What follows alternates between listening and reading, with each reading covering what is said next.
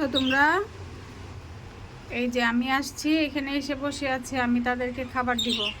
বাচ্চাদের স্কুলে পাঠিয়ে এখানে চলে আসলাম ওদের কাছে, ওদেরকে এখন আমি খাবার দিব।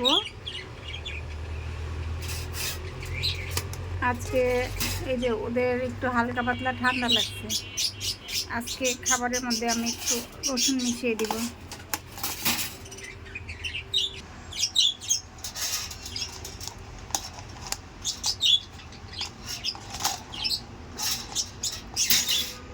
খাবারগুলো শেষ করে নেই, তারপরে বাকি খাবারগুলো খেতেও চায় না, তো খাবারগুলো আমি চেঞ্জ করে দিচ্ছি।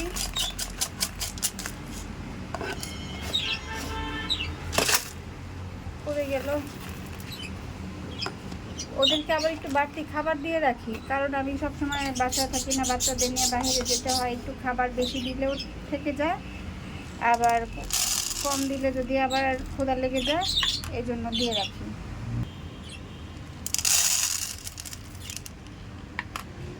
এখন খাবারের সঙ্গে একটু রসুন দিব আজকে, এই যে রসুন কুচি করে নিচ্ছি, ওদেরকে একটু রসুন খাওয়াবো।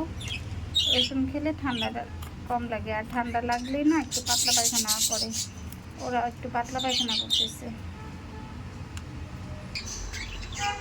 নাও খেয়ে নাও, সুন্দর করে খেয়ে নিবা। এই যে এটা আমার ভদ্র বাচ্চা, মাশাআল্লাহ লক্ষ্মী বাচ্চা। আর এটা একটু কেমন জানি ঝিমঝিম ঝিমঝিম ধরে আছে, এটা কি ওয়েদারের কারণে নাকি? এই যে নাও খাবারটা খেয়ে নাও।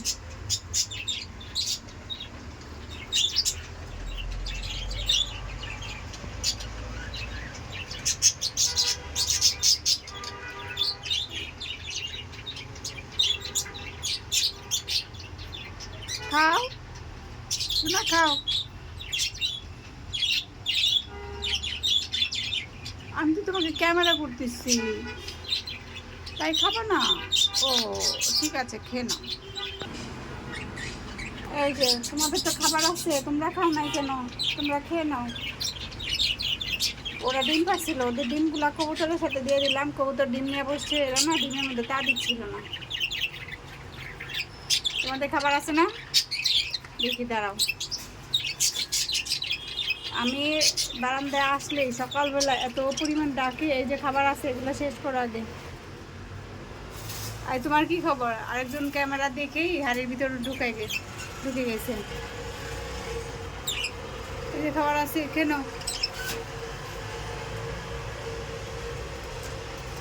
মাঝে মধ্যে মনে হয় বাদ দিয়ে দে, আবার এত খারাপ লাগে বাদ দেই না।